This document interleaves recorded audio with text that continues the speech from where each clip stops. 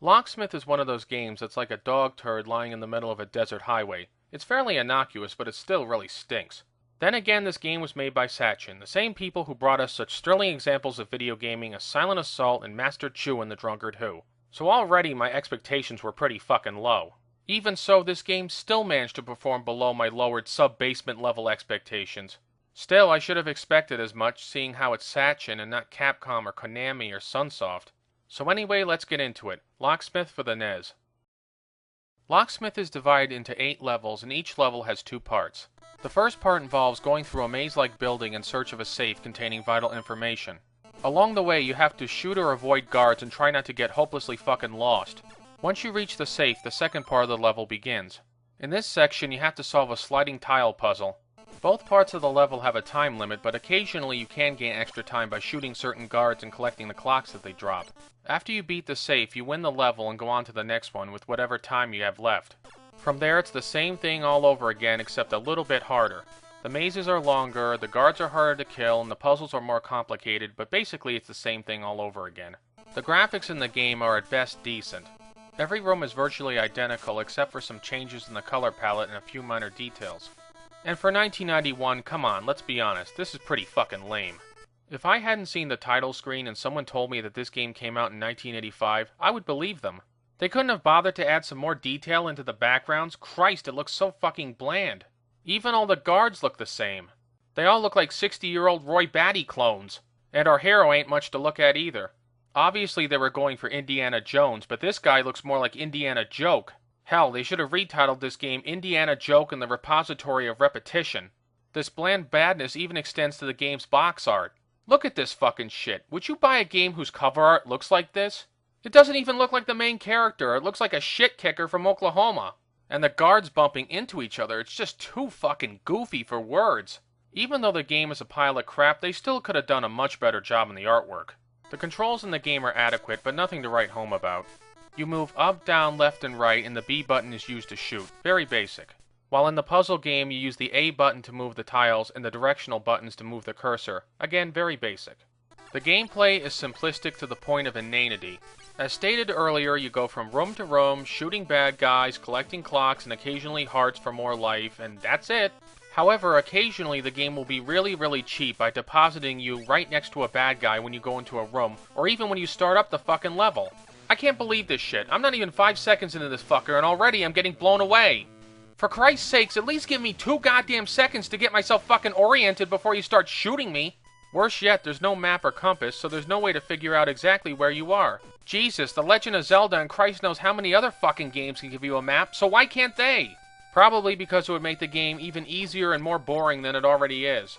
Another problem with the game is the level design, specifically the lack of door indicators on the bottom of the screen. When I first started playing this game, I didn't even realize that there were doors on the bottom of the screen.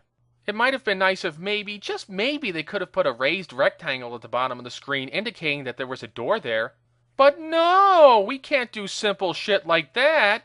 Making it clear where doors are you out of your fucking mind? But what really sinks this game is the repetition.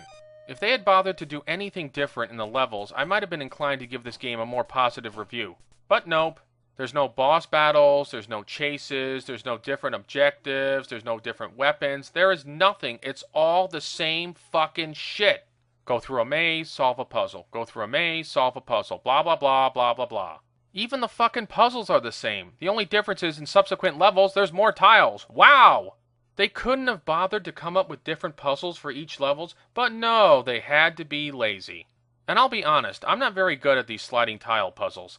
The first level is a piece of cake, but by the second and third level it starts getting more complicated and more aggravating. And there's one feature of these puzzles that really doesn't make any sense.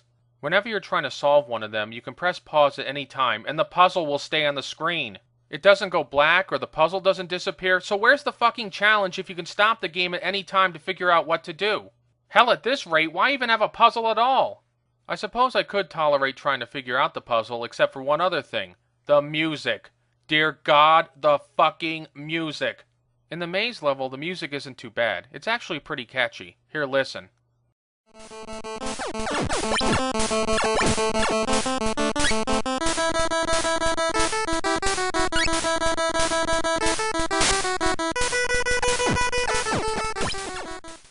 only problem is that it loops over and over again. But in the puzzle level, dear God, listen to this fucking nightmarish shit.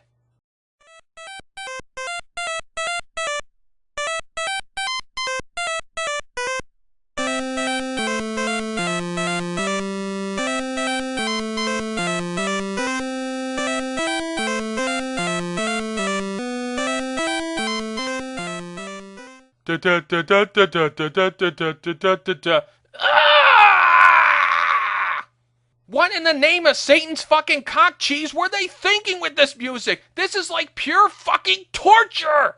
It's like this music is designed to drive you fucking insane!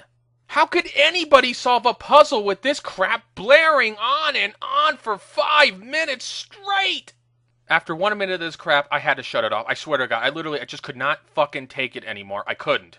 If the fucking game's repetition wasn't a deal breaker, then this music definitely was. But perversely curious me, I had to check out some of the other levels to see if the music got any better, and this is the kind of crap I get in level 3.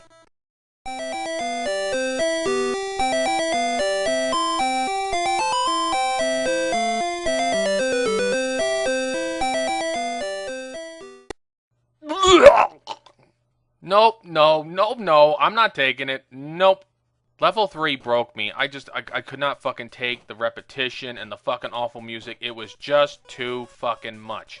Later on, I learned that there was a level select code, and for God knows what insane reason, I decided to check out the end of the game just to see if there was anything different. Was there? Of course not! Unless you consider 8 tiles to be a really big difference. Oh yeah, and they also use swastikas for some of the tiles. That's real classy. I'm sure this game did very well over in Israel. And yes, I know that the swastika wasn't used exclusively by the Third Reich, and some Eastern religions use it in their iconography. But even so, you'd think they'd choose something a little less inflammatory for their game. And here's one last point that's really odd about the game. It has what may be the longest continue countdown sequence I've ever seen in a game. I'm not fucking kidding. When I first got killed in the game and it asked me to continue, I thought the fucking thing was broken. Look at this shit. It's like 4 seconds pass for every second of real time. Do they really think it takes me that fucking long to decide whether or not I'm going to continue? Seriously, if it takes you this fucking long to figure out whether or not you want to continue, then maybe you shouldn't be playing video games. Overall, this game is a complete fucking bore, and I definitely recommend avoiding it. So in conclusion, they say that you can't judge a book by its cover, or in this case, a video game. Bullshit! All you have to do is take one look at Cowpie Charlie and the Keystone Cavalry and you'll know not to buy this fucking game. And if you ignore your better instincts, then you get what you deserve. This is Film and Stuff signing off. Thanks for watching.